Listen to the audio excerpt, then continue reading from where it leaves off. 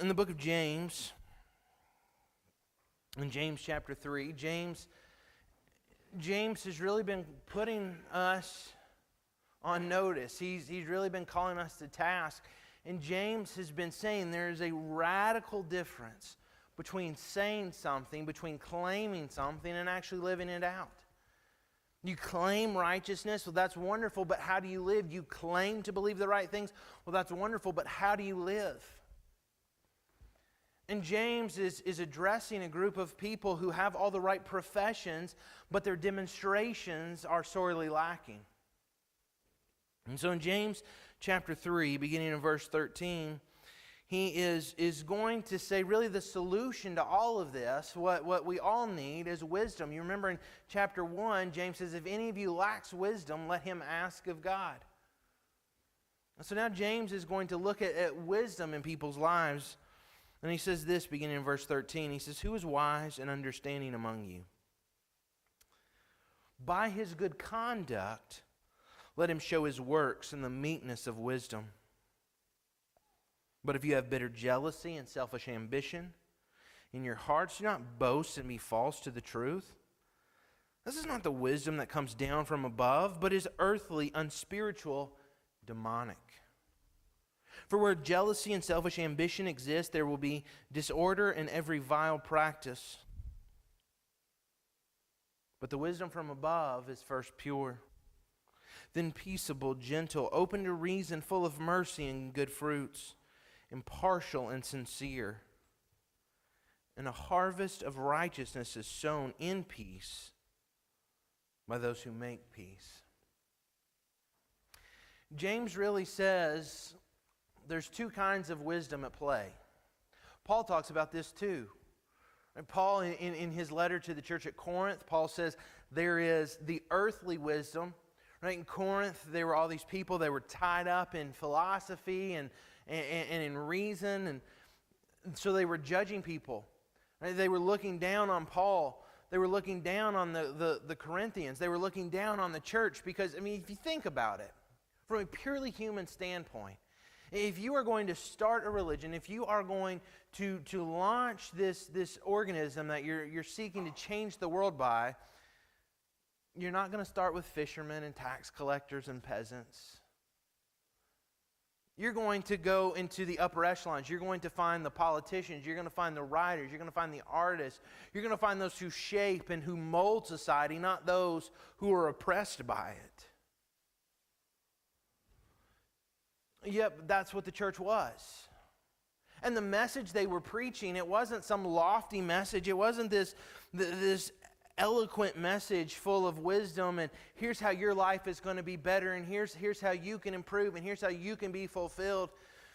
It was, as Paul calls it, a message of foolishness, a message of weakness. It was the message of the cross. Follow me and die. Give up everything, surrender yourself, and follow me. Let me tell you, that doesn't preach well now, that didn't preach well then. That's what Paul calls it, foolishness. And James is saying to these people, the way you live is really going to demonstrate one of two kinds of wisdom in your life. Either you're going to have the wisdom of this earth, right? You're going to think and act like everybody around you. Your life is going to be dictated by the world around you. Or your wisdom's going to come from above. Broadly speaking, that word wisdom just means how we go through life, how we live, how we think. And James is saying that your wisdom is either going to demonstrate itself as of this earth or it's going to demonstrate itself as from God. And a true Christian is someone who lives wisely, who lives with wisdom from above, and this is something that cannot be faked. Because here's the thing, is what James is talking about is going now, it's going even beyond our actions, it's even going beyond our confession, and it's looking at our entire worldview. How is it that we view the world around us? Do you view the world around you as a system of chance? Do you view the world around you as here for your pleasure? Do you view the world around you as just this material existence where we just go through and we try and accumulate as much as possible? Or is your worldview that we're here for God? We're here to glorify Him. We're here to honor Him. And so James first tells us that we have to avoid this false wisdom. And he gives us several characteristics of it that we have to look for in our actions to show that if we're living by this wisdom of the earth. The first characteristic is that false wisdom is self-serving. At its core, that's what this false wisdom is it's about me. It's a life that just exists for me. And throughout history, it has gone by many names, whether it's humanism, materialism, existentialism, nihilism, all these different worldviews, all these different systems of wisdom, all these isms. What they have in common is they put me at the very center of it. Life is about me. Life is about my happiness. Life is about me accumulating stuff. Life is about me finding meaning. Life is about me finding pleasure. Life is about me doing good. And James is saying if what motivates your life is something that's self-serving, if what drives you through life is how everything affects you and how things are what you think about things and your opinion of things, James is saying you don't have God's wisdom. You cannot have this self-serving wisdom and follow God. One of the things that we have to understand is you can do good things and be self-serving in doing good things. A lot of times we as Christians, we like to draw this line and say, okay, over here is good stuff and over here is bad stuff. And so long as I don't get in the bad stuff, then I'm fine. But we can have good stuff, but make it about us. We can work a job, right? That's a good ethic. It's a good thing to have a job. It's a good thing to support a family. But when that consumes us, when that's at the very center of our existence, where everything we do is determined by what does it mean for my job? What can I do for this? How are people going to think about me? Are people going to view me as accomplished? See, it's self-serving. We can do this with families. We can do this with marriages. We can do this with money. We can do this with all sorts of things. Remember, Jesus doesn't say money is the root of all evil. What does He say?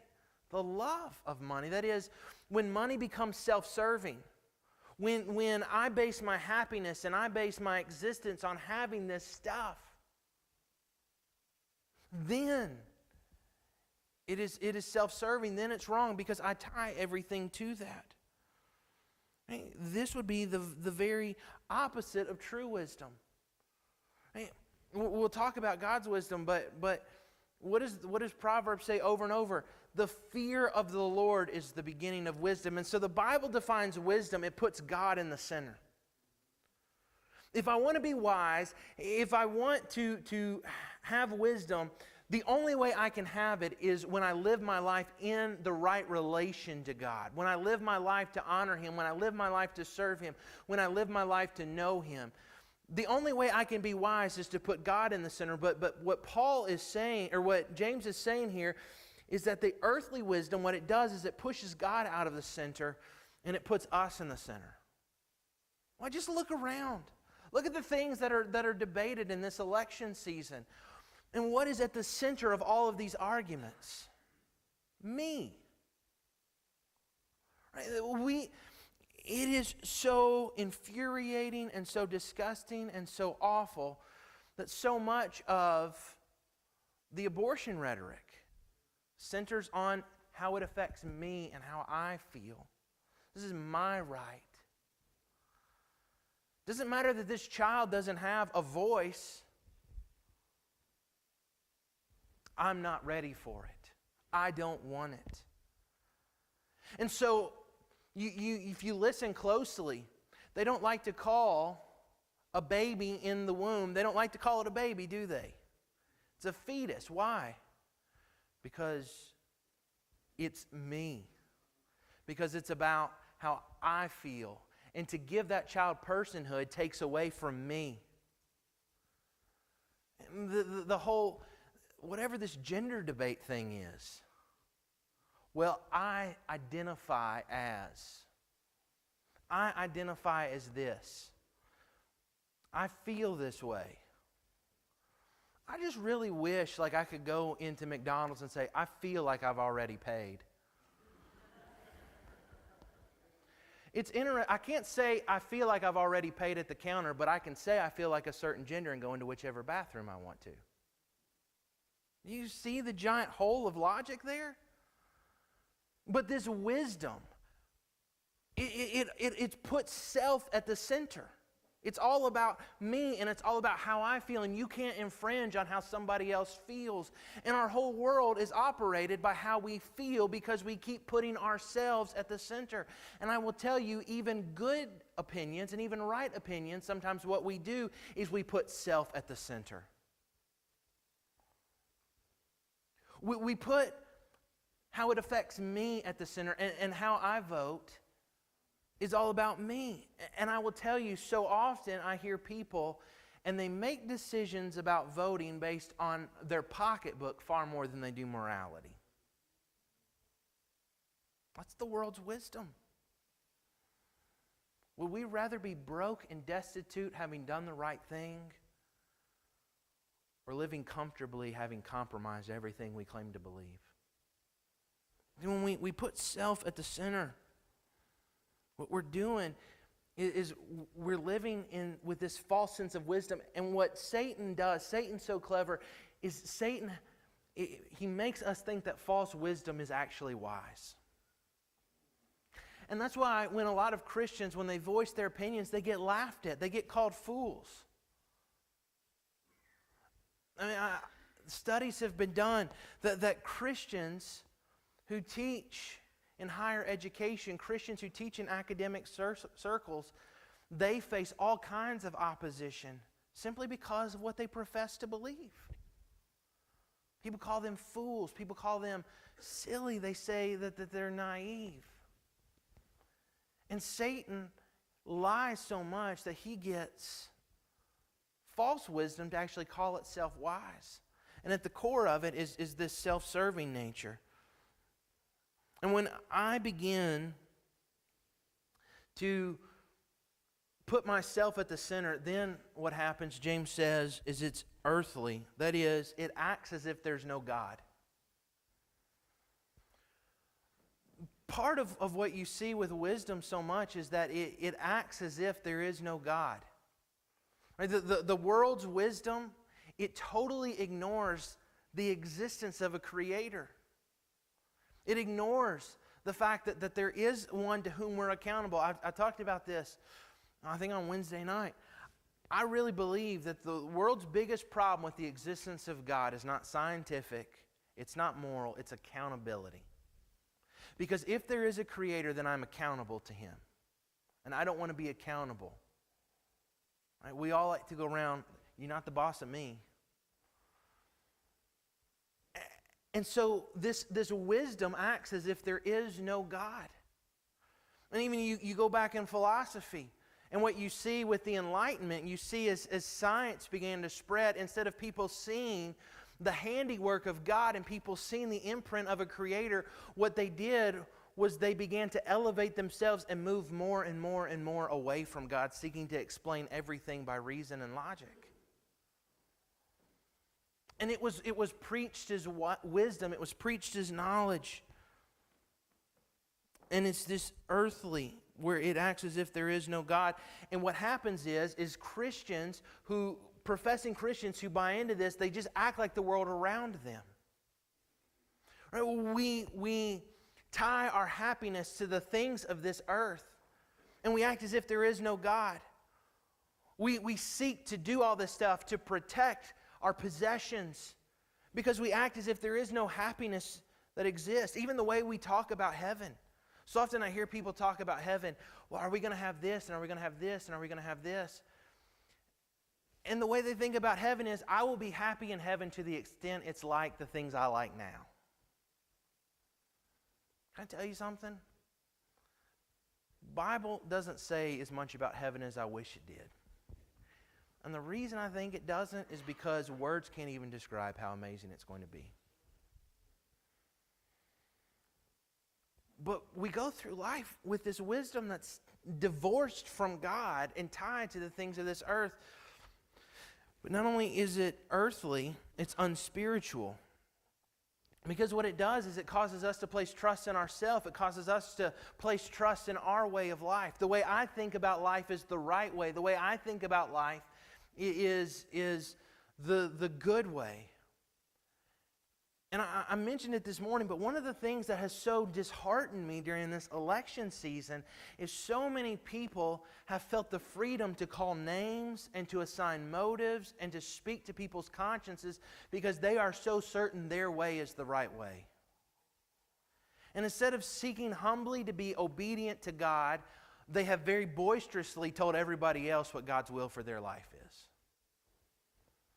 That's a dangerous thing. But when we have this wisdom that's unspiritual, we center this wisdom on our mind and on our heart. It's just about me. It's about my own will. One of the poems that's most celebrated is that poem Invictus, and the poem is about self-determination and talks about your head bloody and unbowed. And people celebrate that, and people read that. People find courage in that. But it's actually one of the most depressing poems ever written. Because it's simply saying that all I've got is what I have. And that my success and my happiness and my meaning, it is all dependent on how I live and what I do. And instead of trusting in God, this wisdom, it divorces itself, and it's just about me. But where does it find its origin? Where does this wisdom actually come from? You see what James says there in verse 15? It's demonic. Do you hear that?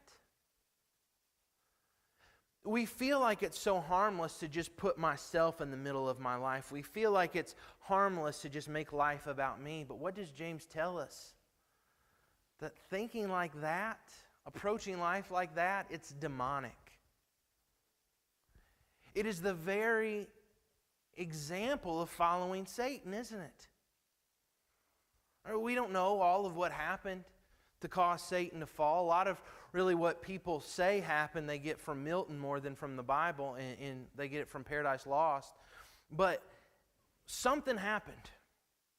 And the Bible makes these allusions to Satan's pride. Satan wanted his way, and he refused to follow God. And God creates Adam and Eve to live under his kingship. And what do Adam and Eve do? They give kingship of their life to Satan.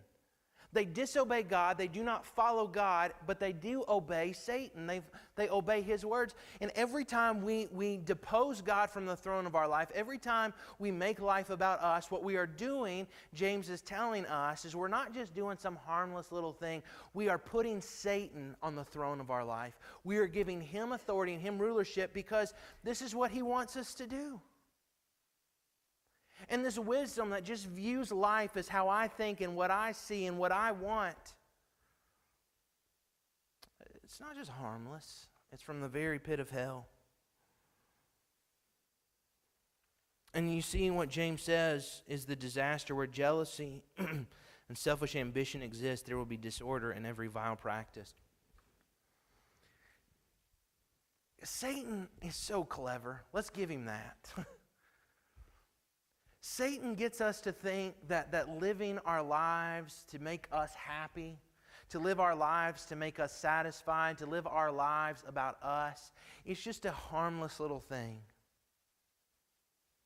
But you see what James says? James says wherever people live like that, wherever self is put at the center, it is always going to result in disorder and chaos. Because here's the problem. Let's just think of our home. We only have 3 people in our home. But if I make it about me, and Sarah makes it about her, and Henry makes it about him, guess what we're going to have? Chaos. Sarah fixes a dinner, and Sarah wants me to say how wonderful it is, but she grilled the pork chop. She didn't fry it like you're supposed to. The carrots are crunchy. They're not covered in brown sugar and butter like they're supposed to be. And so I get mad and I say, she said, how was dinner? Fine. Now, I'm mad because she didn't make it the way I want it. She's mad because I didn't respond the way I want. Meanwhile, Henry's going, why can't we just have pizza? I want McDonald's. And because all of us are making it about us, there's chaos, there's disorder. And that's just with 3 people. Think of a country with 300 million people. Why is there chaos? Why is there disorder? Because it's just about me. You aren't treating me the way I want to be treated. I don't have to treat you the way I want you. You want me to treat you because you haven't done this to me. This is what I deserve. This is what I need. This is what I want. And there's disorder. There's chaos. We see in the country. But the worst and most dangerous place for that is in the church of Jesus Christ. Because here is this body that is brought together to preach His gospel and to do His work, but everybody makes it about them. And churches split, and churches dissolve, and churches have personnel problems because the preacher didn't like the way people treated him. People didn't like the messages he was preaching. You know, a couple months ago, or it was about 2 months ago, I went to Atlanta. 17 preachers. The North American Mission Board invited us down for a time just to encourage us and to let us talk with one another. You know what? 2 preachers, 2 of that group of 17 were fired within a month of coming back. For nothing. Nothing. Just goofy little things. And what it was all about is me. It's when me is put in the center. And James is saying on a purely practical level, let's just take all the theology out of it. When you live life about you, when everybody's living life about them, there's always going to be disorder. There's always going to be destruction. There's always going to be devastation because there will never be happiness and there will never be contentment. There will never be satisfaction. And so James says we have to avoid this false wisdom, but we have to practice heavenly wisdom. What does he, look at how he describes heavenly wisdom. First, he says it's pure. And God's wisdom always separates itself from sin. Listen to me. God will never find sin to be a wise behavior. Sin will never be a wise course of action. If it is not pure, it is not wise. If it is not pure, it is not from God. And a lot of times people say, well, it seems to me, and they try and justify what God has already called sinful. But by its very definition, if it's from God, it has to be pure. And James says that this wisdom separates itself from sin because it's pure, but not only that, it's peaceable. Now, a lot of times when we read the word peace, we think the absence of conflict, right?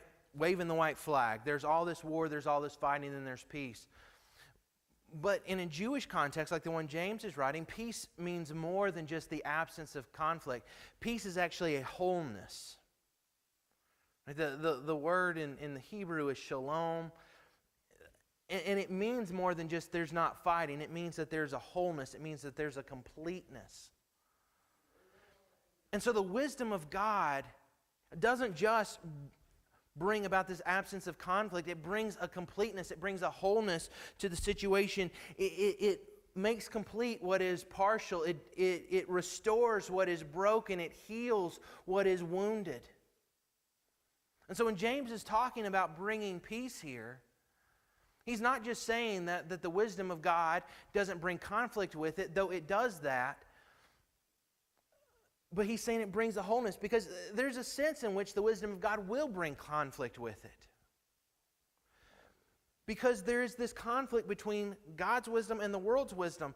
But the reason there's conflict is because there is healing as God's wisdom is brought. This Henry, poor kid, he has my problem. We are just magnets for mosquitoes. When I was 4 years old, we moved to Arkansas, to the Mississippi Delta. We lived in a little house right next to a rice paddy. And our moving truck didn't show up. And so my brother and I, we just had to sleep in our undies that night. And I woke up the next morning and literally my body was covered in these red whelps. My parents took me to a clinic and they diagnosed me with scarlet fever. And so they began to treat me for scarlet fever, and then somebody goes, it's not scarlet fever, that's just mosquito bites. And so we have those mosquito bites, and you itch them, and they get exposed. And then the problem is as it heals, it kind of itches all over again. And that itching, that irritation is a sign of healing, but it doesn't feel like that at all, does it?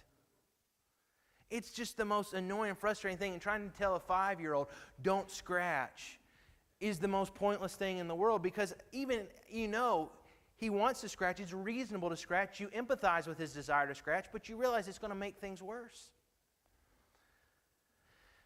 And so it is that as we bring God's wisdom to a world around us, there is going to be a conflict and there is going to be irritation. But it's not because there's something deficient. It's because that it's bringing healing with it. And Satan doesn't like that. And the wisdom of Satan, as it's exposed, it fights. And it brings peace. It's gentle. This wisdom is considerate. This wisdom thinks about others. Jesus says it this way. He says, treat others the way you would have them treat you.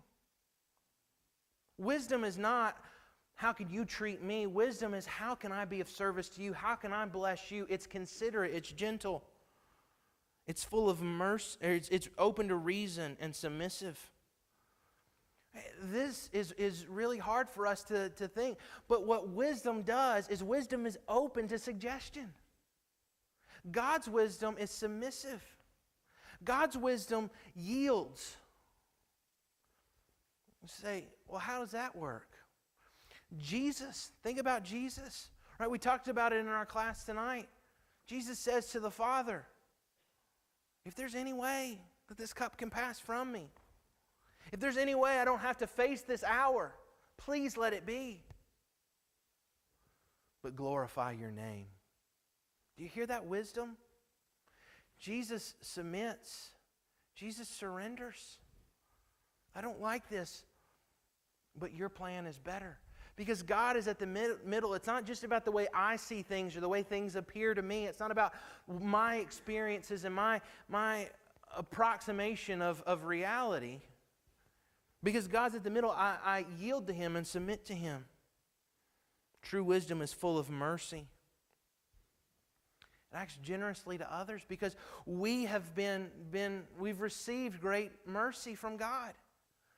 Every day of our lives is so full of mercy. And so wisdom enables us to treat others mercifully. It produces fruit. And it's unwavering and it's sincere. This is so key about wisdom. True wisdom, wisdom from God, is firm.